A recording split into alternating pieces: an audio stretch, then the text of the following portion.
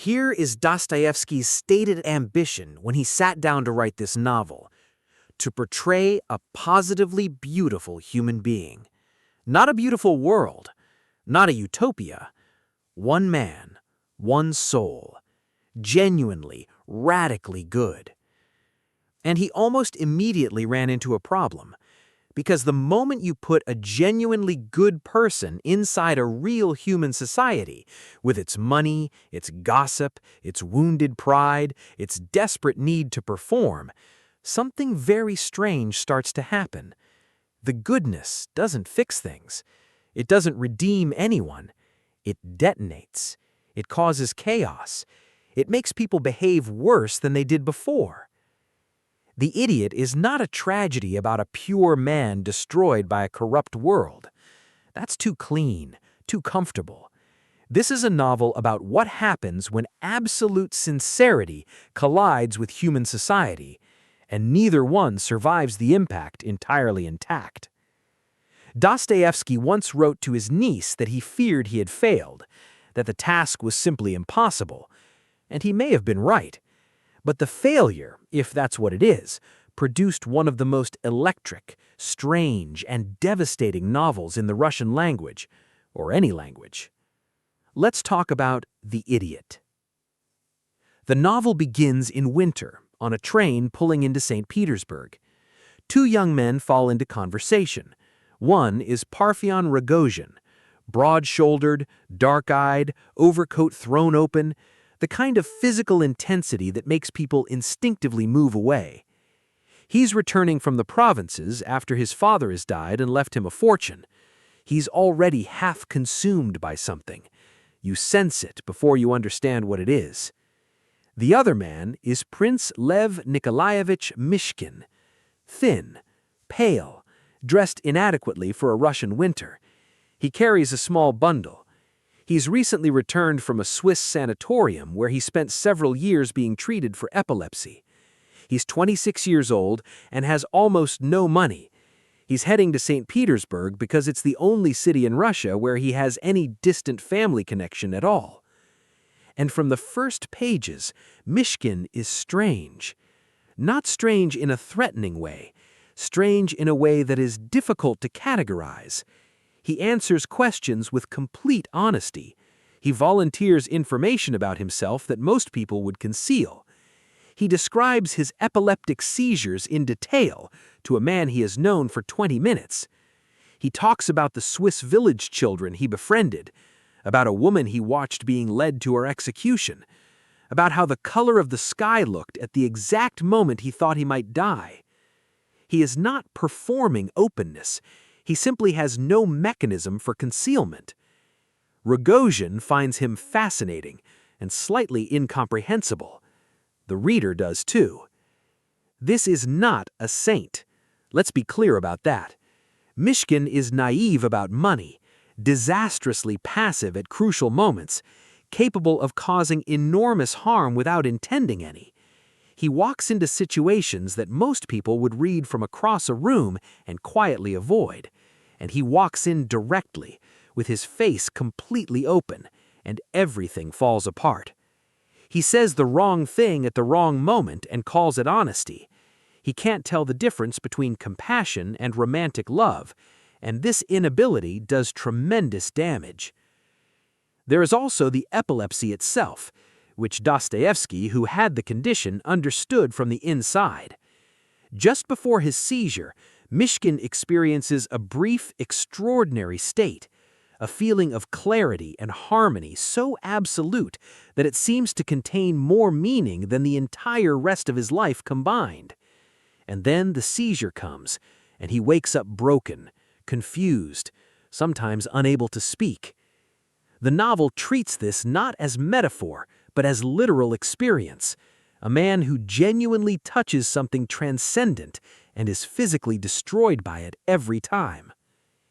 He arrives in St. Petersburg with a letter of introduction to General Yepanchin, a wealthy, well-connected man he is vaguely related to. The general's household has a secretary, a young bureaucrat named Gavril Ardalionovich Ivolgin, known as Ganya, who becomes an important figure in the novel, not because he's heroic or villainous, but because he is absolutely ordinary. He wants money, he wants to rise, he wants to be respected. He would like to marry well. He is, in other words, exactly the kind of person that makes a society function, and the novel is quietly merciless about him. In the Yepanchin drawing room, Myshkin encounters a photograph, a woman's face. He stops. He says, looking at it, there is an enormous amount of pride in that face, and suffering, and she's good. She's not actually bad. The woman is Nastasya Filippovna, and the fact that Myshkin can see goodness in a face that everyone else in St. Petersburg reads as either dangerous or scandalous tells you everything about what kind of man he is, and sets the entire catastrophe in motion. Now, about Nastasya Filippovna, because she's not simply a fallen woman suffering quietly, that reading misses almost everything. She was taken in as a child by a wealthy nobleman named Totsky, who raised her, educated her, and then, when she was old enough, made her his mistress. She has lived for years in this arrangement, isolated, kept, intellectually cultivated, while being simultaneously degraded. And what the arrangement produced in her is not meekness. It produced a woman of ferocious intelligence and spectacular pride who has decided that if the world is going to cast her as a certain kind of character, she will play that character with more flair than anyone expected. Nastasya Filippovna performs brilliantly, wildly. She walks into rooms and sets them on fire. She says outrageous things and watches respectable people squirm. She manipulates situations with genuine theatrical genius, not because she is calculating in the usual sense, but because humiliation has made her an expert in the power dynamics of any room she enters. She knows who wants what, she knows who is pretending, and she finds it both amusing and unbearable. Totsky now wants out. He wants to settle a sum of money on her and marry her off to Ganya, a transaction barely disguised as generosity.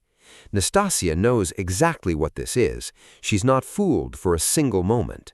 And the question the novel asks is, what does she want? Not what does she deserve, not what should happen to her. What does she actually want? The answer is unstable and contradictory, and that's the point. She wants to humiliate every man who has ever treated her as a commodity. She wants to be loved genuinely. She wants to destroy herself. She wants to be saved. She refuses salvation on principle.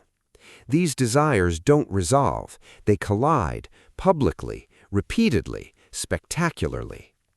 On the night of her birthday, Rogozhin arrives at her apartment and throws 100,000 rubles on the table. It's a performance of pure animal passion, and she recognizes it as such. Then Myshkin, who has just heard that he's inherited a small fortune, offers to marry her, not as a transaction, not as charity exactly, out of something harder to name.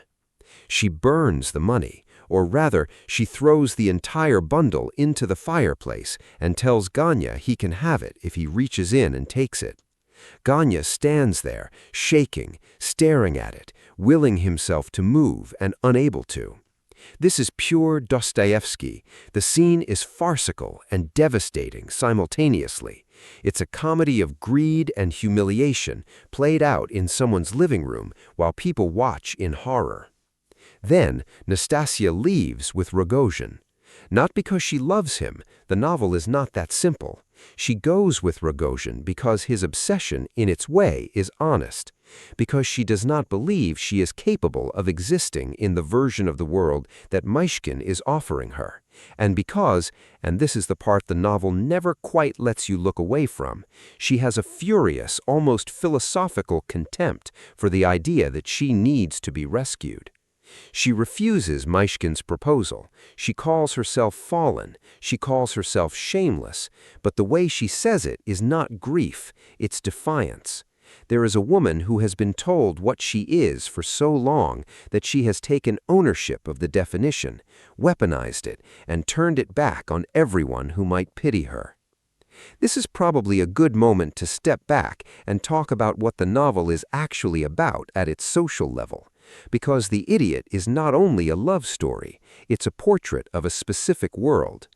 Russian aristocratic society in the second half of the 19th century, a world in which money and status are the only real measures of a person, in which everyone is performing their rank, and in which humiliation is the greatest fear and the primary currency. Characters lie to protect their dignity constantly. General Ivolgin, Ganya's father, is a brilliant, ruined drunk who invents elaborate stories about his own past, insisting he was Napoleon's personal aide, fabricating entire episodes of military heroism. Nobody believes him, he knows nobody believes him, and yet he continues, because the performance of dignity is all he has left. It's funny, and then it becomes something else entirely. Young men squabble over inheritances. Merchants try to buy their way into aristocratic drawing rooms. Women marry for money and call it love and know exactly what they're doing. The novel is shot through with a kind of blackly comic awareness that everyone is, to some degree, for sale, and that the pretense otherwise is the real social glue. Into this world comes Myshkin, who has no talent for pretense whatsoever. He says what he thinks, he admits what he doesn't know. He tells a room full of respectable people that he has epilepsy, as if this is simply relevant information. And the social effect of this is not admiration, it's chaos. People don't know how to receive sincerity without irony. They don't know how to process a man who genuinely doesn't seem to want anything from them. He also, crucially, keeps making things worse without knowing it. He inherits money and is immediately swarmed by people with schemes and claims on him. He gives money away erratically. He trusts people he shouldn't. He becomes caught between Nastasya and Aglaya Yepanchina, the proud young woman who loves him, and he cannot choose between them, not because he's indecisive, but because his compassion is genuinely undiscriminatory. He cannot see a person suffer without moving towards them. This is not a virtue in any practical sense. It destroys him. There is a young man in the novel named Ippolit Terentiev who must not be skipped over, because he is, in some ways, the novel's most honest voice. Ippolit is 17 or 18 years old. He is dying of tuberculosis. He knows exactly how much time he has left, and he has written a long document. He calls it a necessary explanation, which he reads aloud in the middle of the night at a party in Pavlovsk. Everyone is tired, some people are drunk, and this dying teenager stands up and reads a 40-page manifesto about death, meaninglessness, and the impossibility of accepting existence as it has been given to him. He describes a painting of the dead Christ that he has seen, which shows a broken, decaying human body with no sign of divinity, no light, no transcendence, just a corpse. And he asks, how can anyone looking at that painting believe that death was overcome? How can you believe in resurrection when what you see is this? It is, he says, the kind of image that could destroy a man's faith. Maybe that is even its purpose. Then he announces he intends to shoot himself, at sunrise, in front of everyone. He lifts the pistol, it misfires, he has forgotten to put in a cap, and the scene collapses into embarrassment, laughter, argument, recrimination. People are furious, some are relieved. Ippolit himself doesn't know whether to be grateful or humiliated. Myshkin is the only one who treats him with any seriousness afterward. What is Ippolit doing in this novel? He's asking the question that Myshkin's existence raises but never answers. If goodness and suffering both exist in the world, what does either mean? Myshkin brings love and beauty and compassion, and people are still destroyed. Ippolit is young and bright and dying for no reason at all. Where is the logic? Where is the redemption? Dostoyevsky doesn't answer this. He is not writing a sermon. He holds the question open and leaves it burning. Aglaya Yepanchina is the youngest and most prized of the general's 3 daughters. She is beautiful, brilliant, willful, and completely uninterested in the social theater that surrounds her, except that she is also, despite herself, entirely inside it. She is attracted to Myshkin because he is unlike every other man she has encountered. He doesn't flatter her, he doesn't perform. He once told her quite directly, and apparently without any strategic intention, that she had a perfect face, and then he moved on to talk about something else. She falls in love with him, or something very close to it. She writes him strange, contradictory letters. She alternates between openly declaring her feelings and mocking him in front of others. She is testing him, not cruelly, but out of genuine uncertainty about whether what she feels is real and whether he can meet it. For a moment it seems possible. Myshkin asks her to marry him. She accepts. There is an engagement. There is the outline of a future. Then Aglaya engineers a meeting with Nastasya Filippovna. It is one of the most extraordinary scenes in the novel. These 2 women, face to face, each in love with Myshkin in her own way, each looking at the other with a mixture of recognition and contempt. Aglaya is proud and tries to speak rationally. Nastasya, who has been living with Rogozhin in a state of wild, intermittent chaos, is calm one moment and volcanic the next. She asks Aglaya directly, "Do you actually love him, or do you simply find him interesting because he's unusual?" Aglaya says something cutting. Nastasya says something worse. The scene escalates. And when Nastasya begins to cry, not performatively but with a kind of total collapse, Myshkin moves toward her. That movement is everything. Aglaya reads it as a choice. It is, and it isn't. He's not choosing Nastasya over Aglaya because Nastasya is the love of his life. He's moving toward her because she is suffering in front of him, and he is constitutionally incapable of not doing that. But the effect is identical. Aglaya leaves. Their engagement is over. He announces he will marry Nastasya. The wedding day arrives. She is dressed, the carriages are waiting, and at the last moment she sees Rogozhin in the crowd. She runs to Rogozhin. Rogozhin takes her, and then, shortly afterward, he kills her. Myshkin finds them, in a dark apartment on a still night, beside the covered body of the woman who refused to be saved. Rogozhin and Myshkin sit together until morning. Myshkin murmurs to him quietly, comforts him. This man who loved her and murdered her. And the scene is not presented as horror exactly. It's presented as something beyond horror, something for which the novel doesn't have a clean category. Myshkin collapses with a seizure. By the time they find him, whatever held him together is gone.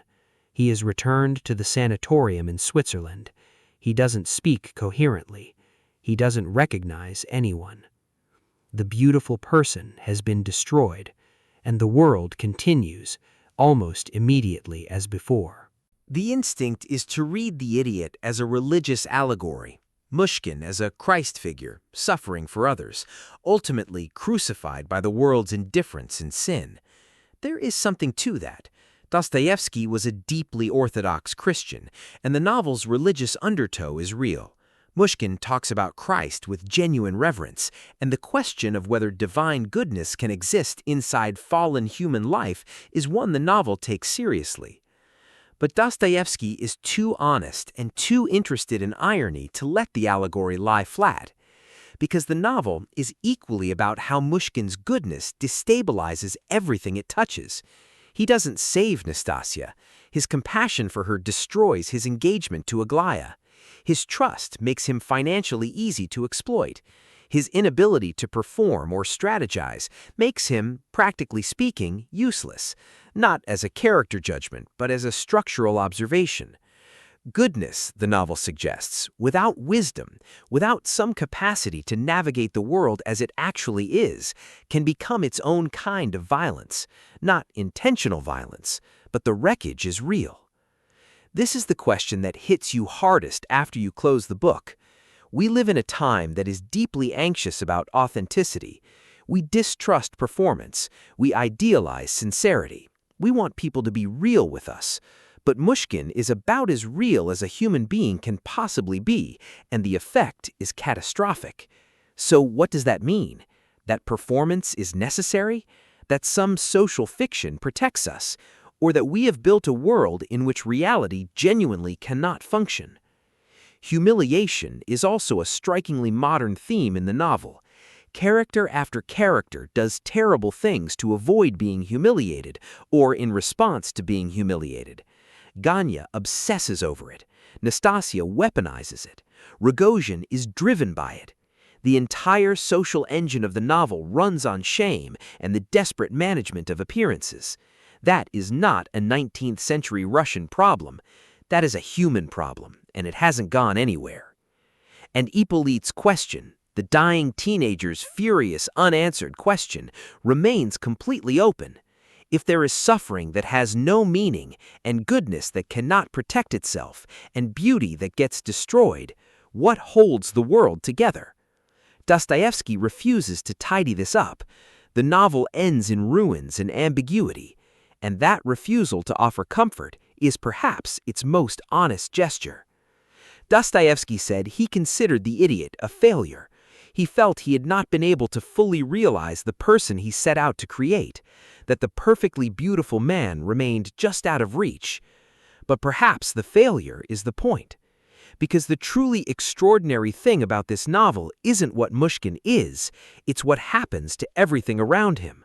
He walks into a room of ordinary, wounded, compromised people, people lying, scheming, pretending, surviving, and his presence makes all of that unbearable to watch, not because he judges them, he never judges anyone, but because he shows by simply existing what they have given up in order to function. And then the world closes over him and things go back to normal. That is the irony Dostoyevsky is after. Not that a good man was destroyed by evil, but that a good man was absorbed by normalcy, by the ordinary operations of pride and money and performance and fear that constitute daily life for most people most of the time. The question he leaves you with doesn't have a clean answer, and that, finally, is why the novel is still alive, because clean answers are for other books. This one tells the truth.